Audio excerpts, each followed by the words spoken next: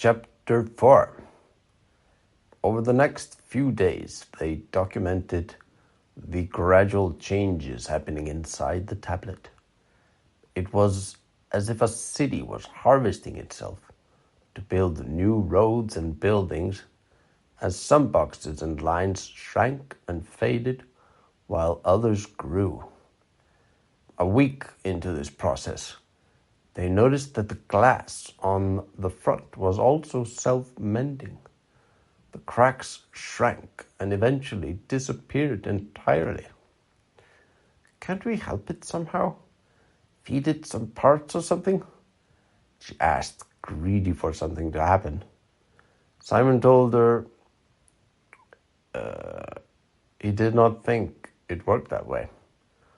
Although they did try a few things, like shining different wavelengths of light on it, attaching some light current. She even tried leaving some toothpicks around from her dispenser for it. They were there, unmoved, the next day, and their efforts did not seem to influence whatever was going on inside. So they waited and watched the evolving small city of circuitry. Simon had stayed with her the first few days until he had to leave. The city was increasingly buzzing, and he had become a central figure in the loudening conversation on what to do. Up until recently, most people had just lived their lives in blind faith that the city had survived this long, so it would go on forever. Yet the stirrings incited by new ideas of rebellion had led people to truly take stock and listen to the voices who had spoken of imminent demise. So Simon felt he had to attend all the meetings he could to help more level heads prevail as they sought out any kind of plan that had a chance of succeeding. However, he would always hurry back to the workshop whenever he had the chance. "Any changes?" he would ask her as soon as he walked in. There were always changes, and yet little happened. Until one day, there was a little green light blinking on the screen. This caused them to leap around excitedly, shouting. A light could mean so many things. Simon had tried to be reserved in his expectations until now. That blinking light beaconed hope, and he could not help joining her in fabulating where all this was headed. The next day, another light appeared next to the first one.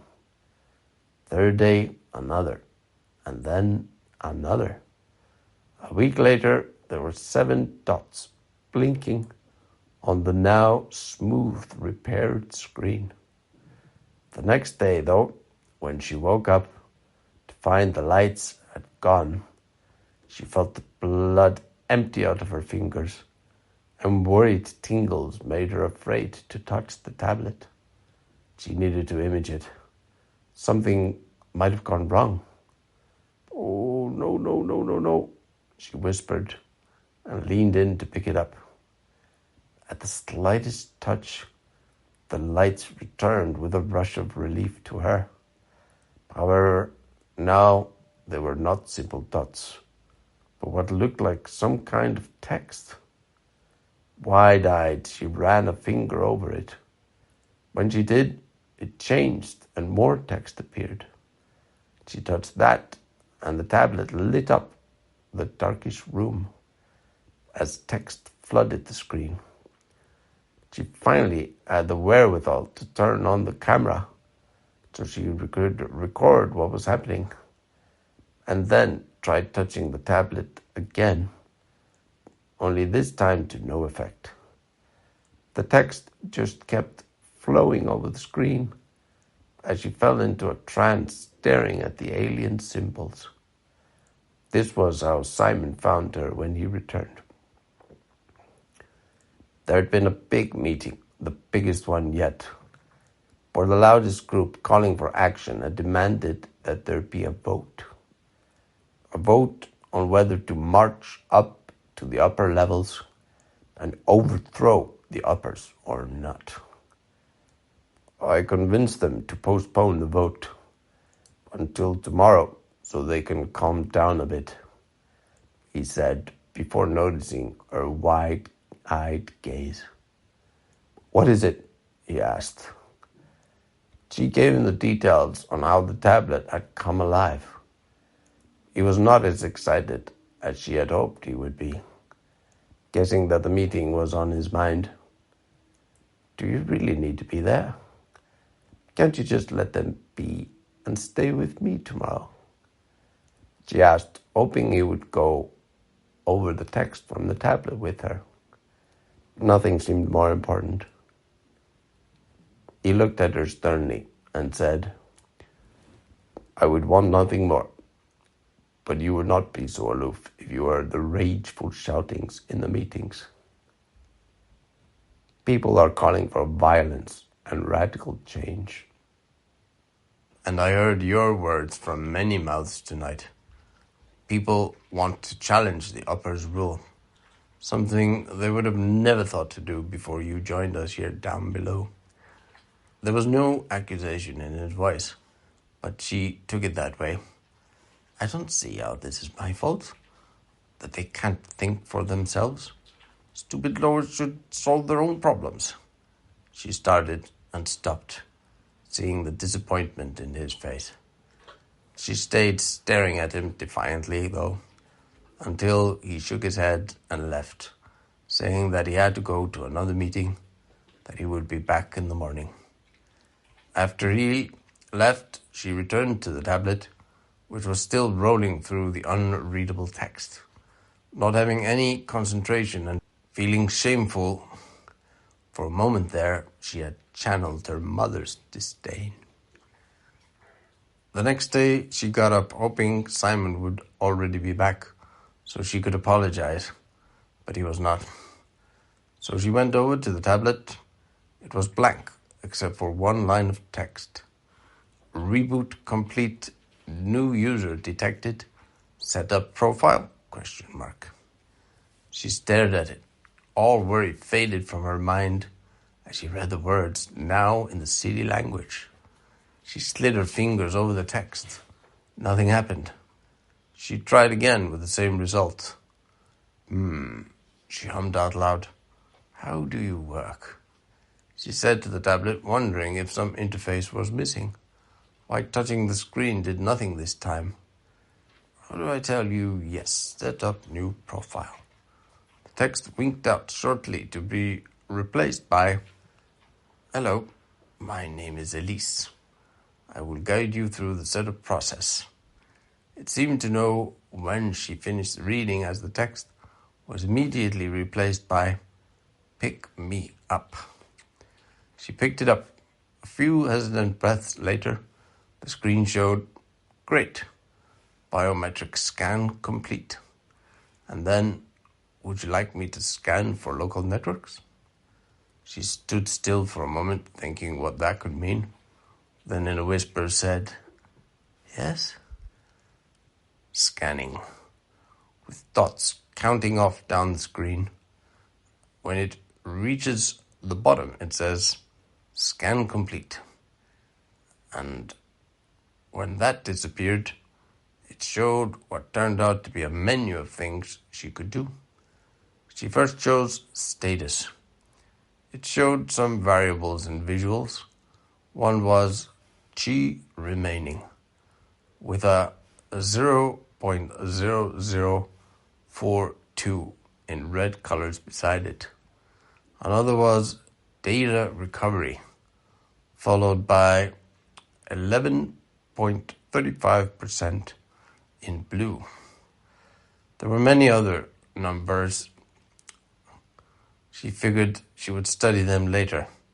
So she went back to the main menu and chose library. The tablet showed lines and bubbles surrounding short texts. She got a choice of different genres and chose history, which grew its own bubbles, in one of its being notable figures, which opened up many bubbles with all manner of names. One of the larger bubbles had oldest in it. She chose it. The bubbles were replaced by an index she could scroll through. An index of books. After opening a few at random and reading a few lines, her initial hunch proved correct. There were books about the oldest man who had ever lived. His history, his life, his thoughts, all there. This was huge. She was holding in her hands a direct account of oldest and his partners, unspoiled by history. And there were thousands of files. It would take a lifetime to go through it all. She read through some more. It was about some carbon capture project in the early after-storm period, when there had still been away too much carbon in the air and in the seas. They had invented tech that could easily extract carbon out of the air and assemble with it with nano precision in any way needed. She realized that her toothpick dispenser was probably from that period. She quickly zoomed through a few files. There were accounts and drawings and schematics depicting all manner of details about the technology. This could really make a difference, she realized. There might be tech here that could solve some of the problems that threatened the city. She looked back over to the menu, curious what else it could do. Map caught her attention. Map of what? When she pressed it, the screen blinked once and then showed her some mesh lines and a network that made no sense to her. The lines grew outward from the middle as the view zoomed out from what she guessed was her and the workshop. It grew to reveal the whole floor around her. There were some dots here and there, some moving and others not. It took more than a moment for her to take it in that she was looking at the city itself. She whooped and yelled and called out for Simon to come and see it, which met only eerie silence. He was not yet home, and it was nearly evening. Suddenly a worry fluttered in her heart. A sense of unease hit her. He should be back now. Just then there was a loud explosion that shook the workshop so violently that she almost lost her footing. This was bad. This was really, really bad. Now there were people running by in the direction away from where the explosion had been.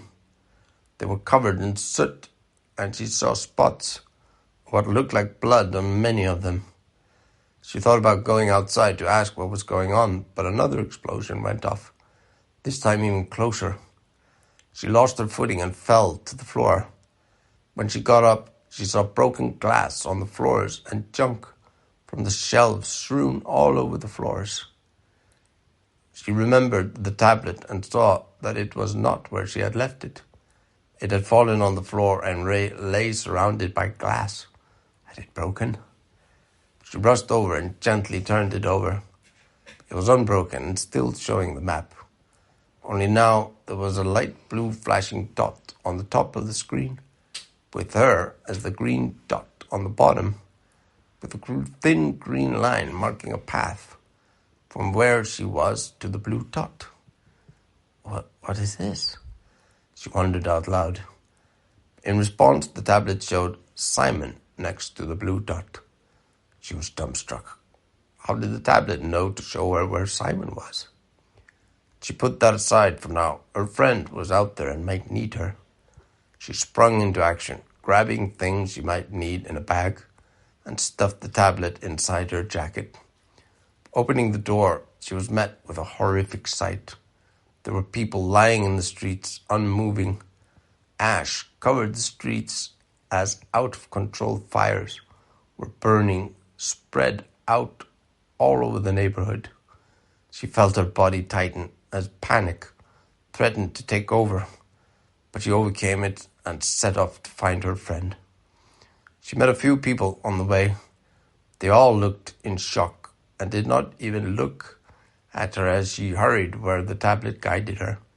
She was almost there. A loud crackling signaled her destination, fire streaming from a metal and concrete crater, spreading and growing out to eat up the surrounding building. She found Simon on the ground, twisted awkwardly over an overturned podium inside a building that was slowly joining those already burning. "Si!" she yelled. He was alive, but seemed confused and dazed. She grabbed his arm and tucked herself under him. He was barely able to stand up and shuffle forward as she led him out. He stumbled often, and she had to keep him up and moving. It took some time, but they got far enough away that she felt it was safe enough to set him down on some stairs and look at him.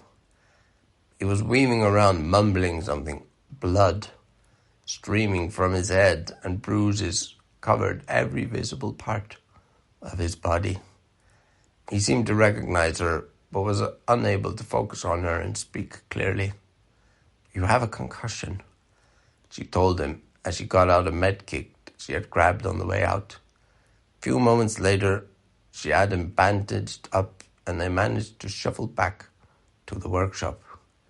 She gave him some water and he seemed to pull himself together. He looked at her with eyes glazed.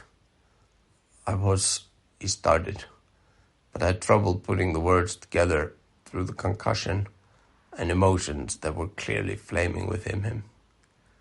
"I was sure I was about to die," he finally managed after a few deep breaths. "How did you find me?"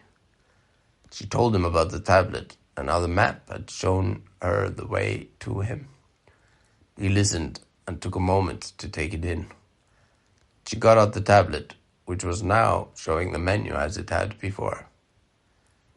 Just then, there was a loud knock on the door, followed by, "Si, are you there?" She looked at Simon, who nodded, so she opened the door. A long, thin man wearing tattered clothes that seemed randomly torn, and yet it hinted at intention. A well-curated growth of hair and his face supported the sense that his punkish appearance was intentional and expressed some message. "Shit, Si, you look pretty fucked, man," he said as he looked over Simon, who shrugged it off and said, "Fine, we'll be fine," giving her and the tablet a glance, face showing uncertain awe with a layer of gratitude. "Where are the others? Do you know who made it out?" he asked the man with a pessimistic tone. "Ah, fuck, man. I saw so many dead faces staring at me. I looked around for a trace of life, but they were all gone, man. Shit," replied the man with emotion emanating from every syllable. "I was going to search more, but then I saw those freaking robots from up above nearing. They had some kind of whips or something that glowed and crackled like lightning bound. I turned and legged it, 100% sure that they were not coming to provide aid. More like they were there to fucking finish us off. I ran and tried to find some of the team, but no one answered when I knocked. Till you, fuck, man.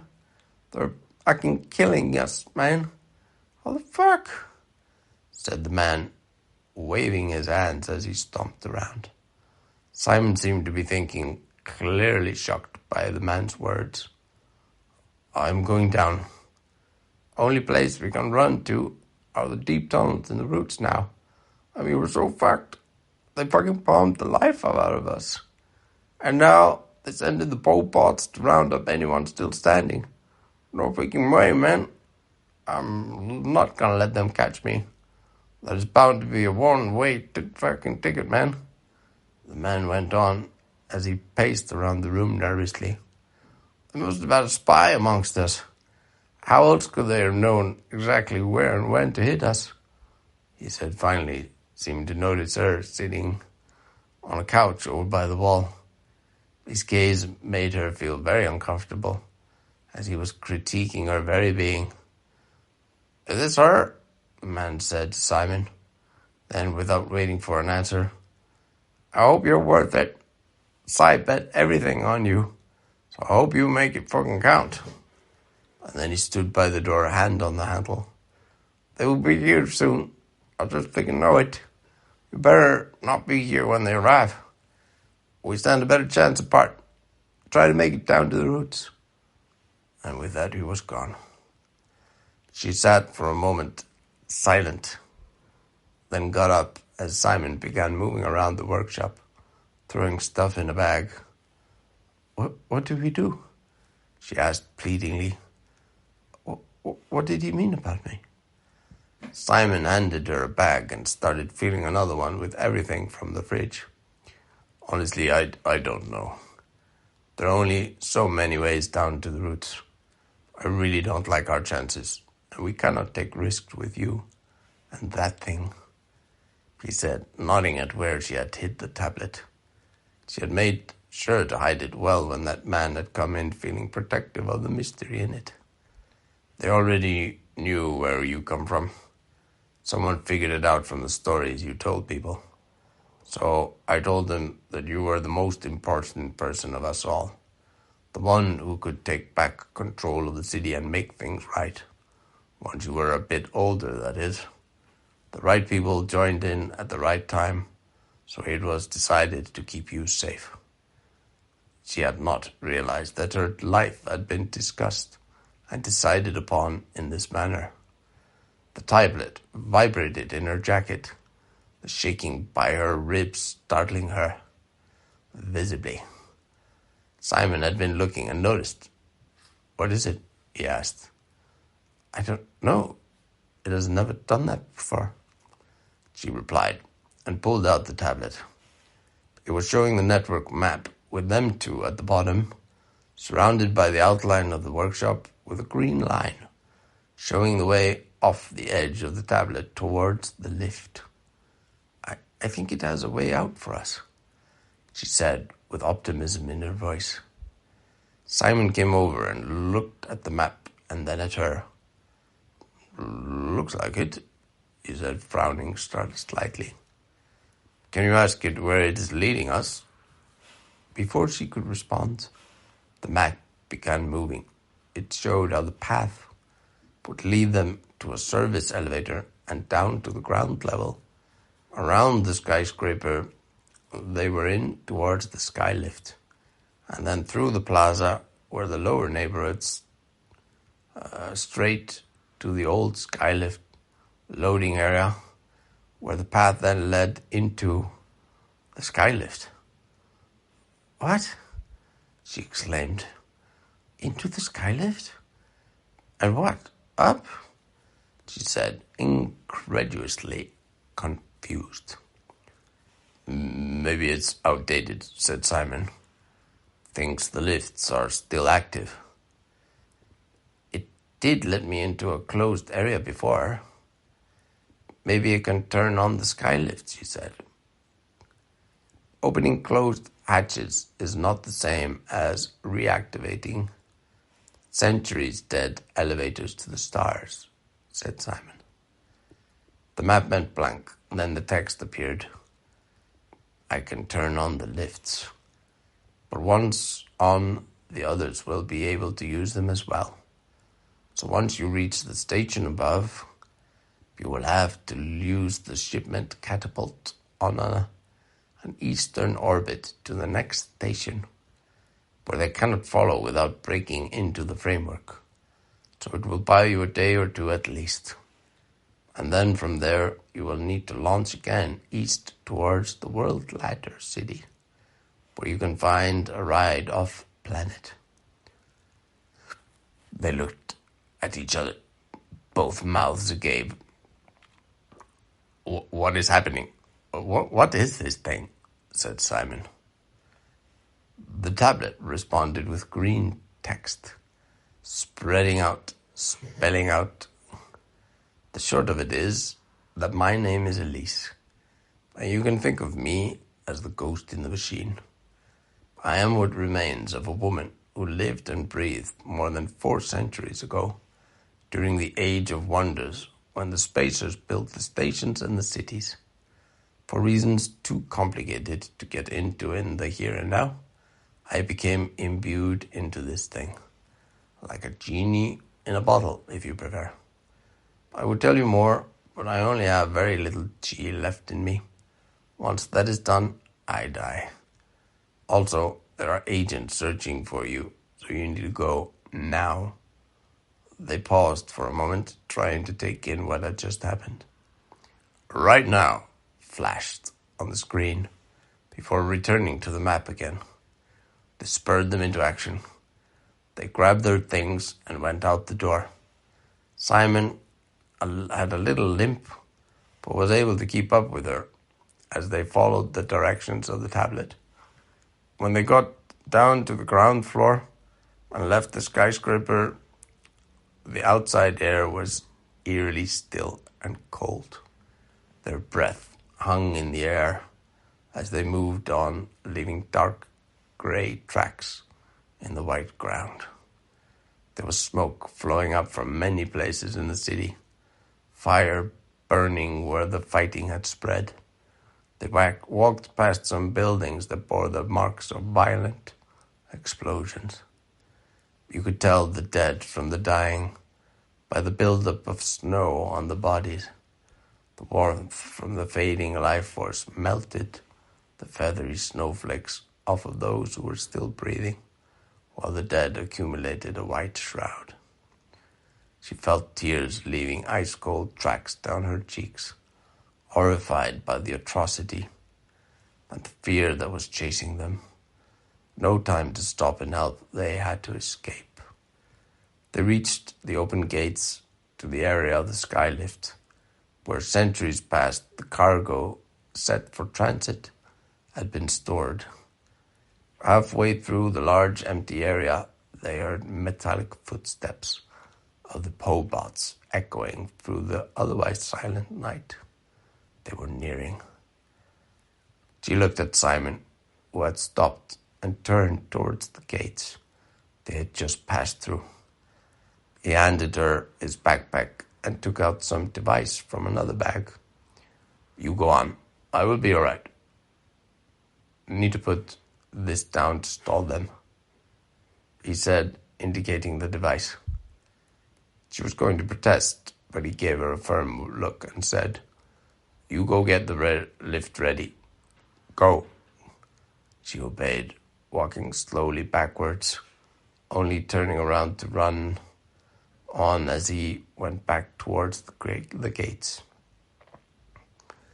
Minutes later, she was standing in front of the massive doors that opened into the lifts that had remained closed and off-limits to countless generations of city dwellers. Doors that were now slowly sliding open. She ran inside and looked around for controls but found none. The lift was many times larger than the ones in her home skyscraper, and there were doors inside the lift indicating that there was even more space inside the lift. An explosion went off. It sounded like it had been close. Simon, hurry, she whispered, her voice cracking.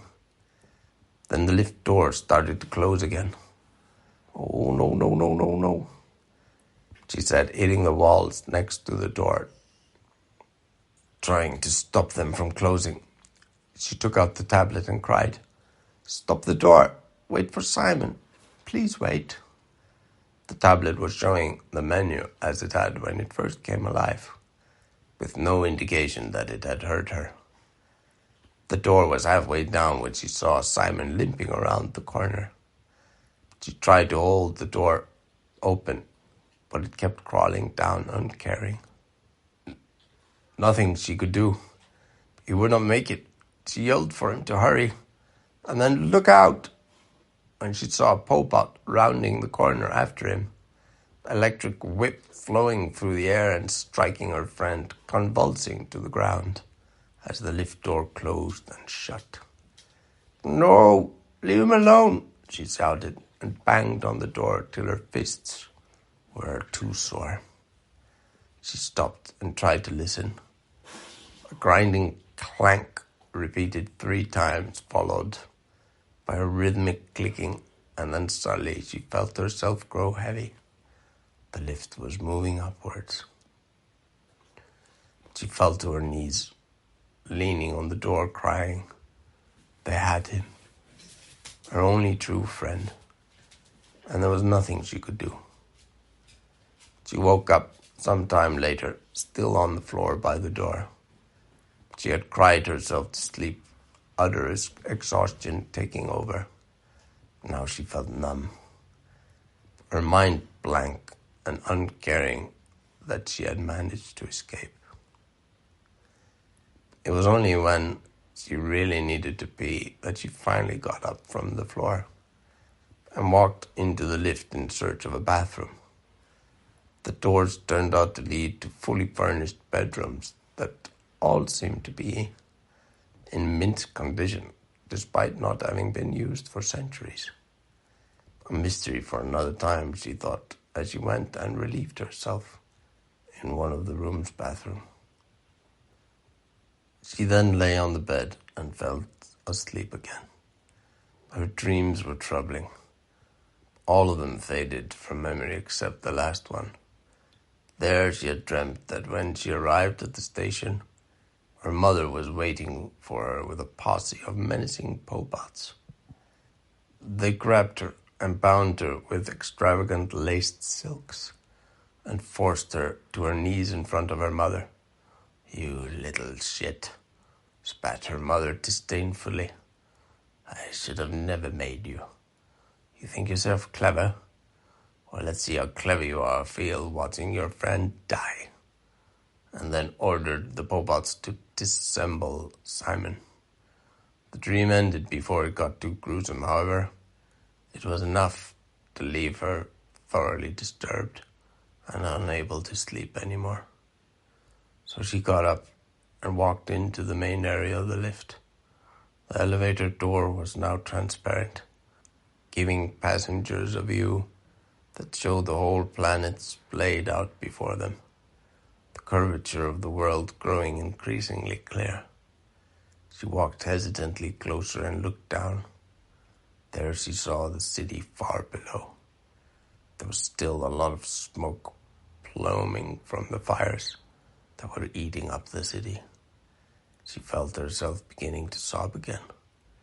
Thoughts of all the people dead and dying, as well as the survivors. Life had already been hard. Now it would only get worse.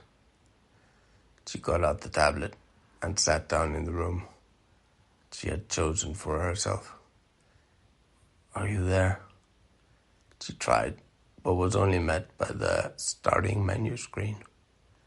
She touched the status option and immediately noticed the G remaining had gone down from 0.004 something percent to 0.0005%. At least the ghost had given up most of her remaining life force to save them. She did not quite understand it all, but she realized the significance of a centuries-old being sacrificing its short remaining time for her. "I will find all this and save you and save the city," she told herself, and that gave her a sense of purpose that helped break her through her traumatized mind. Data recovery had gone up and was now at 35%, so that meant even more books to read. She went to the index. There at the top was prominent text that said, "Read me." She touched it, and it opened up to reveal a letter from Elise that read, "I am sorry I could not stay with you any longer. I really hope you both made it safely to the lift. You will find all necessities there. The climb will take little over 9 days, at which point you will arrive at the station. Now that I have unlocked the lift, it will remain open. I am not sure how long it will take them to figure it out, but they will be able to follow you. So once you arrive, you should not delay too long before taking the launch to the east, where you will arrive at the Stormbreaker city. I made sure that one pod will be waiting for you, so once you launch in that, you should be safe from any pursuit. You will need to launch again from the Stormbreaker to the Poseidon city, from where you should be able to find passage off planet. I wish I could help you more, but I can feel my hand drawing dangerously close already. I will need to remain in deep sleep until you find Oldest. He can fix me. He can help you save the city. Find him out amongst the outer planets in his biodome station orbiting Saturn. She paused reading, looking up out the window. She saw the stars clearer than she ever had. Her thoughts were murky thoughts. Oldest Saturn? She just barely made it out of the city. She had not even left ever in her life and was still just trying to avoid getting caught, which would mean the end of her, the tablet ghost Elise, and all the people in the city likely. This was all too much to even begin thinking seriously about, but she had no other option than to keep moving and keep reading. The tablet can run on low power for a very long time, so you can access the information on it. I will use my last seconds awake to organize some of it to prioritize what I think will be most useful for you. There are others like me out there. We prefer to remain hidden from those who have not the interface. So please be careful who you trust this information with. Again, I am so sorry I cannot be there with you, but I have faith in you. Trust in yourself and the universe. It will guide you and protect you. I look forward to getting to know you better on the other side of all this. Don't panic. Love, Elise. And that was it. She was alone again. She looked out at the stars again and felt her throat begin to tighten in panic at the thought of the empty void beyond. Self-doubt and fear threatened to flood her. She took a deep breath and whispered, "Don't panic." And another breath, and another. Her throat began to relax. One thing at a time, she said to herself. She was safe now. She had a few days to think and rest and read. It was all on her now, no matter her choice in it. So better just do her best. She thought about Simon and the people down in the city. Simon had sometimes jokingly called them her subjects, teasingly calling her Your Highness.